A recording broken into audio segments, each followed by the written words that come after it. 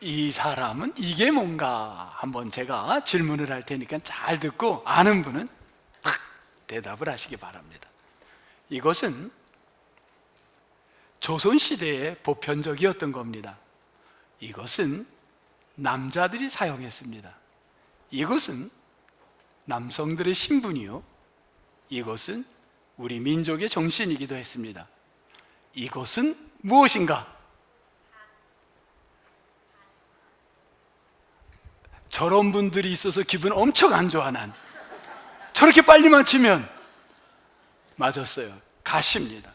이 갓은 조선 시기에 등장했던 겁니다.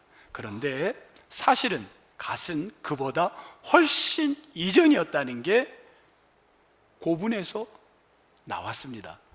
감신총 고분이라는 것은 어디냐면 이북 평양 근처 대성리라는 마을에 감신총이 있는데, 그곳의 고분에 이미 7세기 때, 고구려 때 갓이 등장합니다. 그때 갓은 조선보다 훨씬 이전에 우리 민족에 갓이 있었다는 겁니다.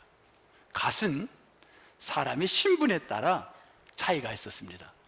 양반이 쓰는 갓이 있었고, 서민이 쓰는 패랭이 갓이 있었고, 그리고 군인이 쓰는 갓이 따로 있었습니다. 신분에 따라 갓은 구분이 되었습니다. 물론 임금이 쓰는 갓도 있었습니다. 이 갓이 전 세계 어디를 봐도 대한민국에만 있었던 겁니다. 근데 이 갓은 다른 나라에도 큰 영향을 준 일이 있습니다. 1816년 나폴레옹은 러시아와의 전쟁에서 유럽을 계속해서 정복해 가는데, 그만 러시아와 싸움이 붙었는데 그때도 지지는 않았습니다. 60만 대군을 끌고 러시아를 정복하며 북으로 올라가는데, 가는 곳마다 러시아를 고통스럽게 해보겠다고 뭐를 했냐면 곡물을 다 불태웠습니다. 그리고는 북쪽 가는데, 러시아 땅이 워낙 크다 보니까 추위에 견딜 수가 없었고, 그들은 너무 멀리 오다 보니 보급로가 그만 단절이 됐습니다. 60만 대군은 먹을 수가 없어서 다시 돌아오면서 곡물을 찾았는데, 자신들이 러시아를 위해서 태워버렸던 곡물을 이게 본인들에게 그대로 돌아오게 된 겁니다. 그래서 50만 명이 러시아에서 죽고 10만 명밖에 살아남지 못합니다. 그 전쟁에 나폴레옹은 그만 손을 들게 된 겁니다. 그래서 세인트 헬레나 섬에 나폴레옹은 그만 포로로 그곳에 잡혀갑니다. 나폴레옹은 낙심해서 그곳에 있는데, 베질 홀이라는 1816년인가 그때쯤 베질 홀이 이 조선을 한번 관찰하러, 영국의 장교였는데 이 사람이, 베질 홀이 조선을 오고 홋카이도라는 일본의 그 지역을 쭉 살펴보고, 그리고는 다시 영국으로 돌아갑니다. 서양 사람이 이 조선을 탐지하러 왔던 한 사건입니다. 그때 이 베지롤은 어디를 가냐면 영국에 들어가기 전에 이 세인트 섬에 잠시 들리기를 원합니다. 왜냐하면 누구를 만나고 싶었냐면 나폴레옹을 보고 싶었습니다. 나폴레옹은 일개 영국군 장교를 만날 사람이 아닙니다. 아무리 내가 지금은 포로지만 적장에 그래도 체면이 있어 만날 수가 없었는데, 베지롤은 우리 아버지가 당신하고 같이 군사학교를 다녔습니다라는 그 이유로 할 수 없이 베지롤을 만납니다. 베지롤은 마음이 적장이지만 너무 슬펐어요. 왜냐하면 이 나폴레옹이 그 옛날의 위엄은 다 사라지고 초라한 모습으로 앉아 있었습니다. 나폴레옹이 51살에 사망했으니 그때 나이 40대 아마 후반쯤 됐겠죠. 너무 낙심되어 있는 모습으로 있는 모습이 너무 안타까웠습니다. 그래서 베지롤이 그 나폴레옹을 위하여 뭐를 하나 보여주냐면 이거를 딱 보여줍니다. 이 그림이었습니다. 나폴레옹은 저 그림을 보는 순간 눈이 깜짝 놀랍니다. 이게 조선에서 갖고 온 그림이요? 예. 아니, 저 노인장인데 저 사람은 긴 파이프 담배, 유럽에도 파이프 담배가 있는데 이건 더 길어. 엄청나게 긴 거야. 저 담뱃대와 그리고 저 갓을 보면서 와, 저 노인의 위풍, 저 위엄. 나폴레옹은 거기서 입을 딱 벌립니다. 잘 그렸다, 대단하다. 그리고 나폴레옹은 힘을 얻습니다. 나폴레옹 키가 매우 작았답니다. 자신의 위엄을 늘 사람들에게 보이려고 많은 노력을 하고 자신 이미지 관리를 했는데 이 그림을 보는 순간 야, 엄청난 위엄이구나 하면서 나폴레옹은 다시 힘을 얻었다고 합니다. 물론 저 섬에서 6년 후 그는 사망하게 됩니다. 한 일개의 장수의 낙심한 마음에 용기를 주는 것, 우리 민족의 정신이었던 갓이 주는 힘이었습니다. 대한민국의 갓은 전 세계도 없는 남성의 자존심이었고 남성들의 어찌 보면 힘의 상징이기도 했습니다. 그러나 이 갓은 지금 우리 주변에 없습니다. 그 이유는 이렇게 시작이 됩니다. 1895년 일본군은 대한민국을 약탈하기 시작했습니다. 그런데 와서 보니 대한민국 사람들이 갖는 그 에너지, 무서울 것 없이 달려드는 그 힘, 저게 무엇일까 보다가 그 힘을 갓의 힘으로 보기 시작했습니다. 저것이었구나, 남자들이 갖는 저 힘. 그래서 일본은 상투를 제거해라, 머리를 잘라라. 그게 1895년 대한민국 조선 땅에 단발령을 실시합니다. 남자들은 죽기보다도 슬픈 일을 만나게 되었습니다. 너무너무 속상했고 이것은 명예를 실추했고 자존감을 잃었고 우리가 살아야 될 희망을 잃어버린 남성들의 아픔이 갓을 잃게 된 것입니다. 당시에 갓은 누구만이 쓰지 않았냐면 유일하게 누구들이었냐, 이름도 없고 호족도 없고 늘 머리를 산발로 해갖고 걸음은 뛰어야 되고 고개는 숙이고 땅을 보고 뛰어다니며 애들도 함부로 대했던 딱 이 사람들 외에는 이 사람들만 갓을 쓰지 않았습니다. 이분들이 누군가요? 이분들은 백정이었습니다. 백정 외에는 다 갓을 썼는데 우리 자신이 백정이 된 느낌으로 조선인들은, 대한민국 사람들은 가슴을 치며 슬퍼했습니다. 이때 이름도 없던 저 시대에 박씨라는 유일한 딱 성 하나만 갖고 살던 백정이 있었습니다. 이 박씨가 어느 날 병이 걸렸습니다. 중병이 걸려 어디를 가냐면 제중원이라는 데를 갔습니다. 그 제중원에 갔더니 그곳에 캐나다에서 온 선교사 에비슨이라는 분이 그곳의 원장이었습니다. 박 씨의 병을 보더니 이 에비스는 이 사람을 치료해 줬습니다. 그는 병이 났어요. 너무 감사했어요. 근데 이 사람들은 서양에서 온 선교사라는 걸 알았습니다. 1895년 그 박 씨는 거기에서 세례를 받습니다. 그리고 이 사람은 기뻐 뛰면서 자기와 같은 동료 140명의 백정을 예수님께로 인도합니다. 그래서 140명을 교회로 데리고 왔습니다. 그래서 어느 날 이 교회는 교회 이름이 좀 독특합니다.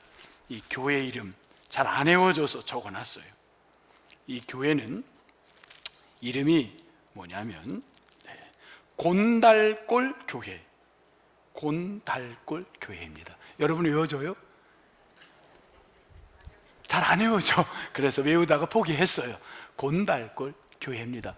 오늘의 승동교회입니다. 곤달골 교회는 사람들이 이렇게 얘기를 시작했습니다. 백정교회다. 저 교회는 백정교회다. 백정들이 몰려오자 그 시대의 일반인들은 같이 예배할 수 없다고, 어찌 백정하고 같이 예배할 수 있냐고 그들은 멀리했지만 선교사님의 무오 선교사님이 당시에 그 교회를 맡아서 일을 했는데 모 선교사님은 그들을 받아들이라고 합니다. 그래서 그 교회는요, 장로를 피택을 하는데 누가 1등으로 장로가 됐냐면 바로 박씨, 백정 박씨가 장로님이 되었는 줄 믿습니다. 이분이에요. 그래서 선교사 무호 선교사님은 당신의 이름은 있어야 됩니다. 박씨가 뭡니까? 그래서 이름을 뭐라고 졌냐면 동일한 이름이 우리 교회도 있습니다. 박성춘이라고 이름을 지었습니다. 박성춘 장로가 된 겁니다. 승동교회 제1 피택 장로가 박성춘 장로가 됩니다. 박성춘 장로는 내가 장로가 돼서 내 자녀만큼은 백정으로 키울 수 없다고 생각해서 그는 무엇을 하냐면 아들을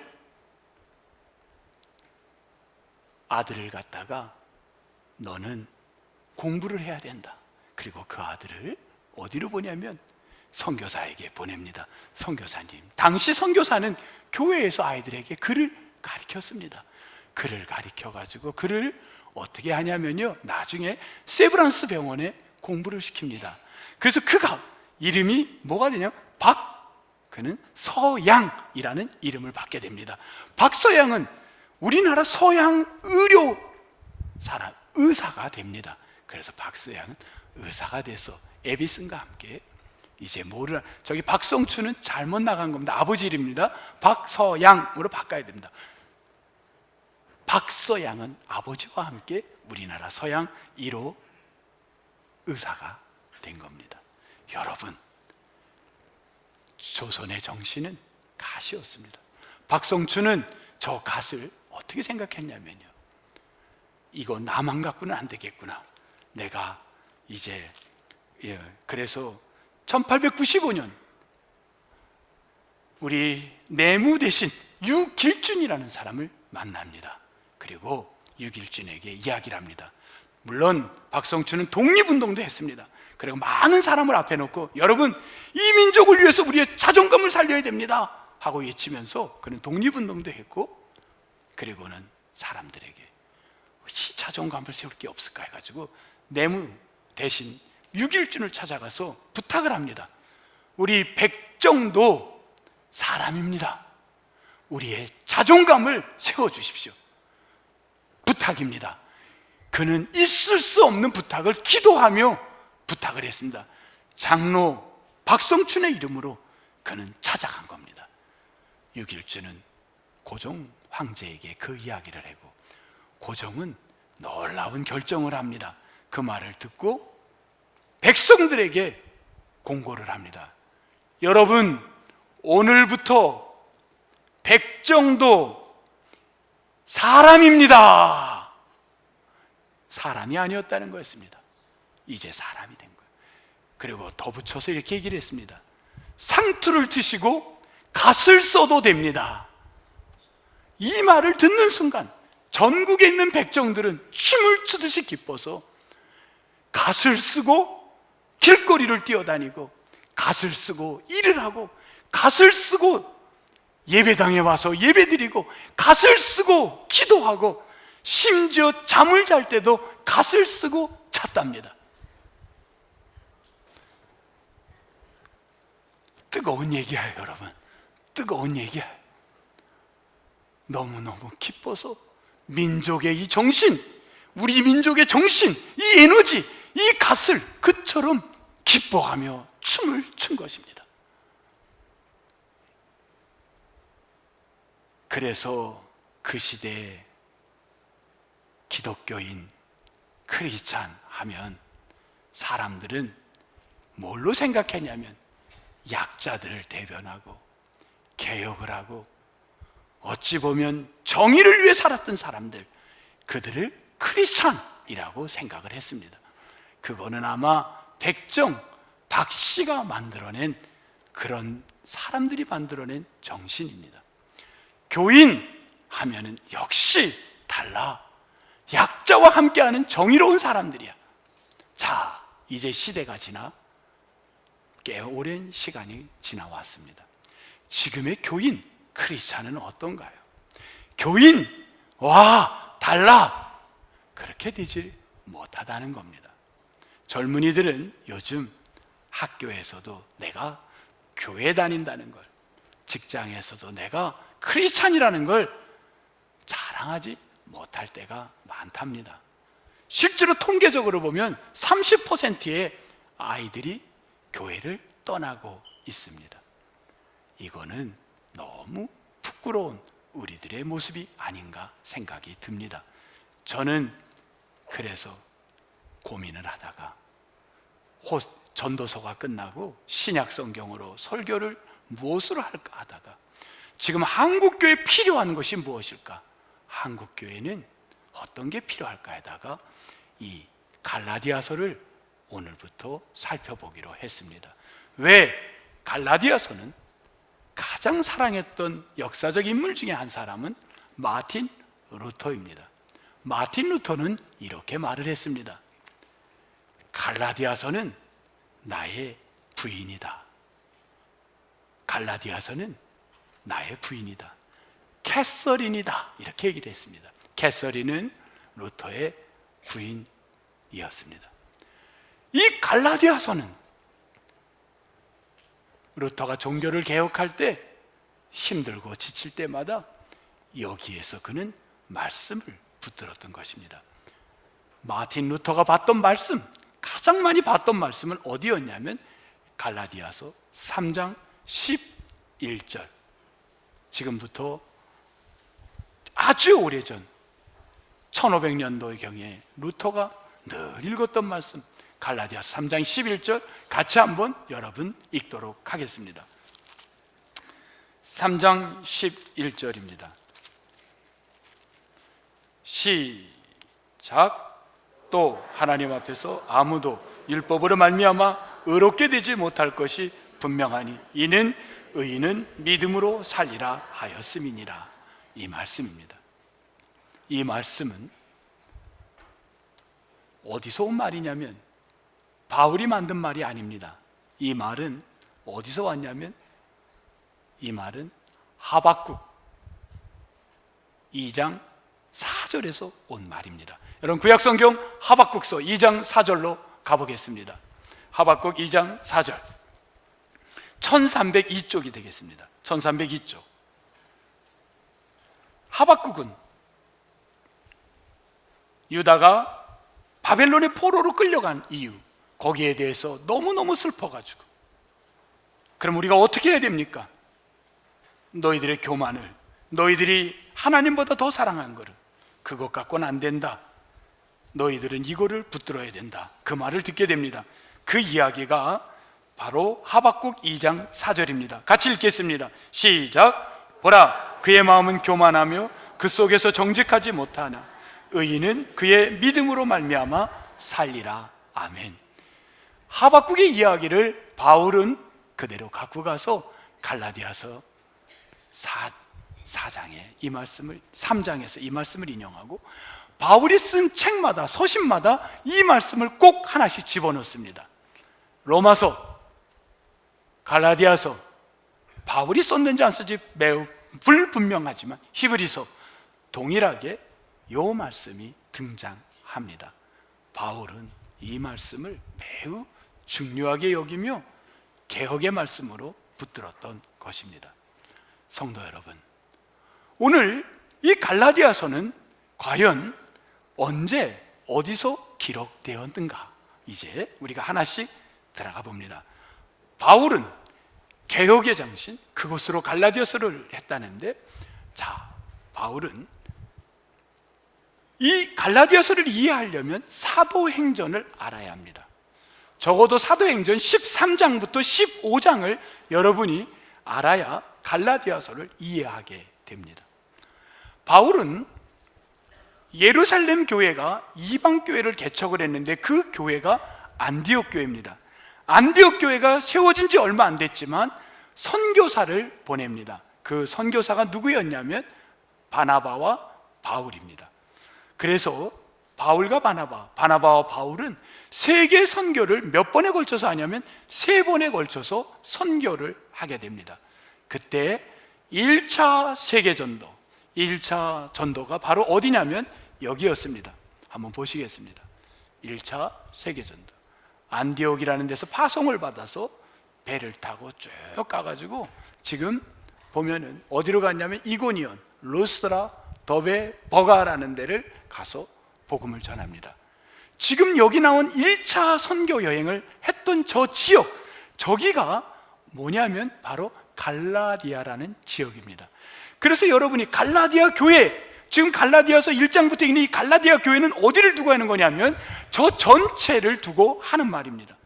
저 중에 어떤 특정 지역이 아니라 저 다 버가, 이고니온, 루스드라, 더베, 안디옥, 저 지역을 가리켜서 갈라디아 교회다 하는 겁니다. 이해가 됐나요? 저 때가 언제냐면 AD 49년입니다. AD 49년에 1차 복음을 여행을 바울은 하고 다시 안디옥으로 돌아옵니다. 그런데 돌아와서 2년, 조금 너무 길게 잡아서 3년이 지났습니다. 약 2년에서 3년의 시간이 지났는데 바울이 깜짝 놀랄 일이 생깁니다. 뭐야? 흥분하는 일이 생겼습니다. 그게 어디 나오냐면 갈라디아서 1장 6절 이상하게라는 단어입니다. 한번 찾아볼까요? 갈라디아 1장 6절. 깜짝 놀라는 일이에요. 이상하다. 아스타이슈트라는 단어, 여러분 이상하다. 아스타이슈트. 이 말은 그냥 놀라는 게 아니라 그냥 정말 너무나도 너무 충격을 받고 놀라는 거예요. 이런 일이 하고 놀라는 겁니다. 왜냐하면 그 갈라디아 사람들이 둘째 줄에 보니까 떠나 군대에서 탈영하는 겁니다. 이탈하는 거예요. 그 교인들이 교회를 떠나는 거예요. 깜짝 놀랐어요. 아니 왜 이런 일이? 왜냐하면 이 갈라디아 사람들은요, 바울에게 어떤 존재였냐면요, 너무너무 바울을 좋아했습니다. 우리 한번 찾아보겠습니다. 4장, 갈라디아서 4장 한번 찾아보겠습니다. 갈라디아 4장 15절. 갈라디아 4장 15절 둘째 줄, 증언하노니, 거기부터 읽겠습니다.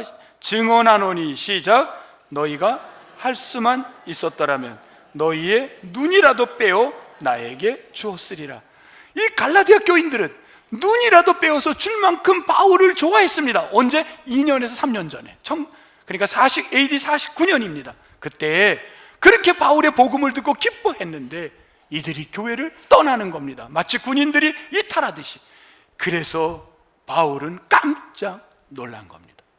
이런 일이 생기다니, 너무나도 있을 수 없는 일이 생긴 겁니다. 그때 바울이 왜 그들이 떠나는 일을 했나요? 여러분 1장 6절 다시 봅니다. 왜 떠났나요? 1장 6절 다시 봅니다. 1장 6절, 7절, 8절, 9절 계속해서 반복해 나오는 단어입니다. 뭔가요? 다른 복음 때문입니다. 여러분 7절 읽겠습니다. 시작. 다른 복음은 없나니. 스톱.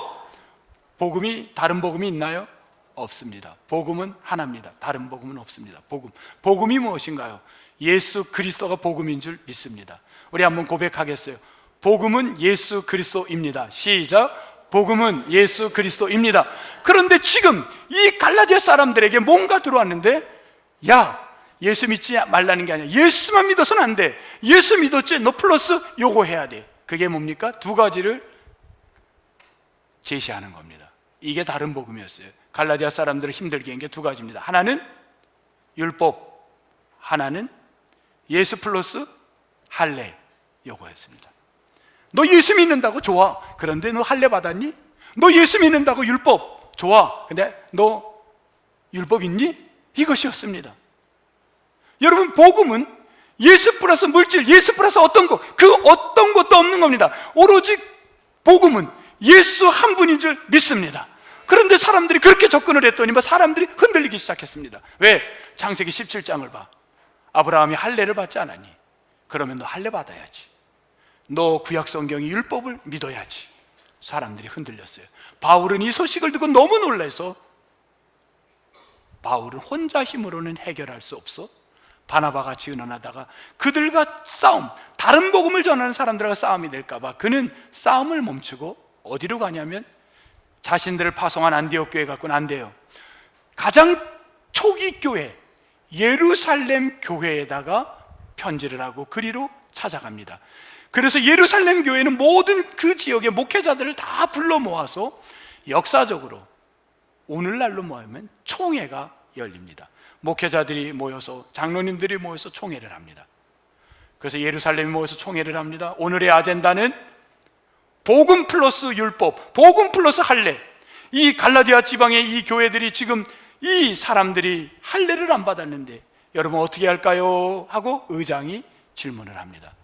조용했습니다. 그때 한 사람이 손을 듭니다. 의장이 말씀해 보십시오. 그랬더니 이 사람의 이름이 안 나옵니다. 어떤 사람이, 제가 하는 얘기는 사도행전 15장 5절의 이야기입니다. 어떤 사람이 그냥 법대로 하십시오. 할례 받아야 되는 거 법 아닙니까? 법대로 하세요. 끝난 겁니다. 이제는 갈라디아 사람들 예수 플러스 할례 받지 못하면 그들은 구원의 길이 막힌 겁니다.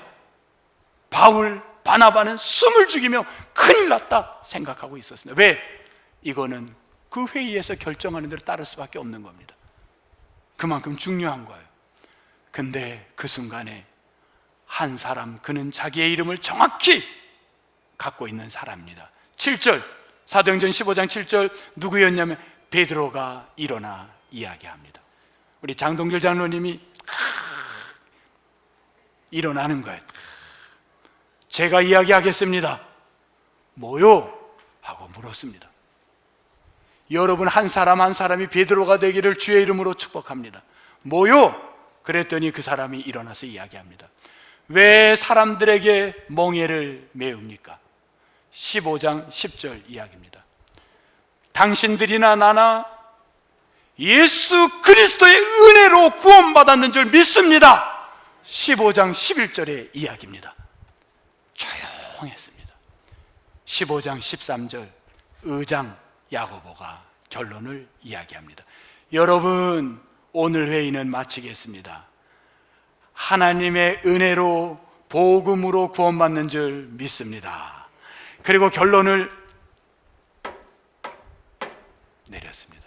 이게 사도행전 15장의 이야기입니다. 바울은 이 소식을 듣고 너무 기뻐서 이것이야말로 복음인 겁니다. 기쁨이야. 그래서 그는 뭐를 하냐면 갈라디아 사람들의 이 갈등을 갖고 있는 이들에게 편지를 해야 되는 겁니다.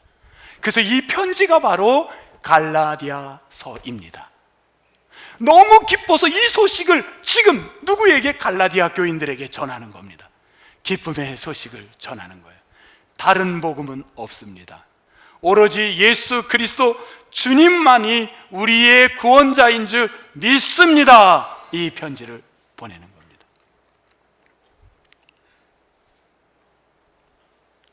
기독교가 들어온 지 140년이 되었습니다. 과거 1885년부터 1959년인가요? 그때까지 70년, 그리고 그 이후부터 지금까지 70년. 70년의 어려운 시기, 배고픔의 시기, 우리의 머리를 잘리고 갓을 잃게 됐던 시기에 여러분, 특징이 하나 있었습니다. 그 시대의 역사적 자료를 보면요, 장로님이 임직할 때는요, 교회의 장로가 아니었습니다. 나라를 위하여 목숨을 던지겠다는 생명의 파송식이었습니다. 내가 장로가 된다는 건 내 목숨을 이 나라를 위해서 내놓겠습니다. 내가 그리스도를 위하여 내 목숨을 내놓겠습니다. 그 결단식, 그 파송식이 바로 장로님 임직식이었습니다. 그게 우리나라의 장로님들이었습니다. 그래서 장로님 하면 사람들이 머리를 숙였습니다. 그 후에 지금 70년 50달러밖에, 그런 우리 300배 이상의 부흥 발전을 했는데 우리에게는 지금 뭐가 왔습니까? 예수 플러스. 신천지가 무서운가요? 여러분, 통일교가 무서운가요? 그보다 더 무서운 게 무엇인지 압니까? 복음만 갖고 안 돼. 예수만 갖고 안 돼. 거기에 이게 있어야지. 예수에 이거 있어야지. 여러분, 이것들이 우리를 힘들게 하는 줄 압니다. 저는 한국교회를 향하여 소망을 갖습니다. 여러분, 예수만이 복음인 줄 믿습니다. 성경학교가 어제 시작을 해서 아이들이 가득 모여서 했는데, 아이들을 위한 물놀이, 프로그램, 재미난 순서들 많이 가지십시오. 좋습니다. 그런데 선생님들에게 부탁을 드립니다. 우리 아이들이 듣던지 아니 듣던지 덜 재미있더라도 꼭 가르쳐야 될 이번 성경학교의 핵심 키워드, 예수가 복음이다. 예수님만이 구원자다. 어떤 일이 있어도 단 1시간의 성경 공부를 하도 단 10분의 아이들에게 복음을 전해도 이 사실이 증거되기를 주의 이름으로 축복합니다. 어제 영화부 설교를 이곳에서 하고 저는 예배를 마치고 이제 제 방으로 내려가느라고 저 뒷문으로 나가서 이렇게 가고 있었습니다. 근데 우리 부목사님 한 분이 목사님 이쪽에 모자실을 한번 들어가세요. 그래서 모자실을 열고 들어갔더니 캄캄한 방에 한 가족 4식구가 그 방 안에 있었습니다. 저는 딱 보는 순간 거기 아이를 보게 됐습니다. 그 아이가 누구냐면 여러분이 늘 기도하는 김윤희 아이였습니다. 윤희가 부모님과 함께 거기에 왔어요. 저 너무 놀래가지고, 아니 그 아이가 병원에 있다가 지금 집에 온 건 너무 병원에만 있으니까 힘드니까 병이 나서 온 게 아닙니다. 집에 데리고 왔어요. 아이는 환경을 변화가 필요했어요. 그 대신 그 아버지도 의사니까 잘 아시잖아요. 이 아이가 아직 많이 약하니 면역력을 조심해야 되니 이 아이가 일반인들하고 만나는 걸, 그래서 부모님도 사람을 만나는 걸 조심해서 집에만 있습니다. 그러고 있는데 이 윤희가 부모님에게 떼를 쓰기 시작을 했습니다. 나 성경학교 갈 거야. 나 성경학교 갈 거야. 나 데리고 가자. 그 아이는 영아부가 아닙니다. 그 아이는 8살이니까 유년부예요. 그런데 아이가 나 성경학교 가겠다 그래서 부모가 그 아이를 데리고 온 겁니다. 아이가 저기서 따라서 찬송을, 율동, 노래를 부르려고 와 있는 거예요. 저는 윤희를 보는 순간 아이가 혹시 제 표정에서 놀랄까봐 저는 평범하게, 윤희야 너 성경학교 왔구나, 아이고 목사님하고 기도하자. 저는 아이의 제 손을 머리에 댈 수가 없었습니다. 혹시 제 손에 균이 있을까봐 어느 정도 거리를 유지하고, 윤희야 목사님하고 기도하자.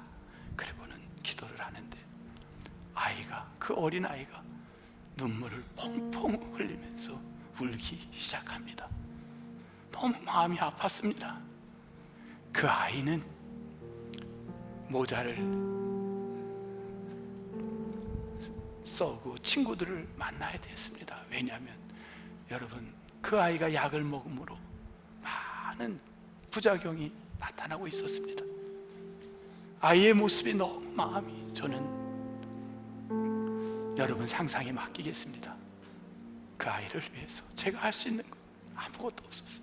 기도하고 너무 마음이 아프고 그 자리를 피했어요. 그리고는 교회당에 왔더니 장로님 4분이 저 뒤에 앉으셔서 여름 성경학교 영화부를 위해 기도하고 계셨어요. 장로님들에게 부탁을 해서 장로님 저 좀 따라와 보십시오. 그리고 그 뒤에 가서, 왜 저의 혼자의 기도로는 안 될 것 같았어요. 장로님들의 기도에 도움이 필요했습니다. 그리고 윤희가 있는 방으로 모시고 갔어요. 장로님은 4분은 그 윤희를 보는 순간 다들 4분이 무릎을 꿇었습니다. 그리고는 아이를 위해 간절히 기도하는 거예요. 여러분, 복음은 생명을 살리는 능력이 있는 줄 믿습니다. 우리가 즐거움, 사람을 기쁘게 하랴, 하나님을 기쁘게 하랴. 갈라디아서 1장 10절. 사람을 기쁘게 할래, 하나님을 기쁘게 하겠니? 우리는 오늘 한국교회는 예수 플러스 다른 게 아닙니다. 예수 그분만이 구원자인 걸 우리는 어린아이부터 가져야 됩니다. 이것이 우리 한국교회가 살 길인 줄 믿습니다. 성도 여러분, 저는 선언합니다. 갈라디아서를 통하여 우리에게 예수가 구원자, 예수가 복음, 예수만이 살 길임을 선언하고 나가는 놀라운 역사가 우리 안에 일어나게 되기를 주의 이름으로 축복합니다. 하나님 감사합니다. 예수만이 구원자입니다. 예수만이 살 길입니다. 예수만이 이 한국교회가 다시 회복될 줄 믿습니다. 주님, 이 복음을 전하게 하옵소서. 감사하옵고 예수님 이름으로 기도합니다. 아멘.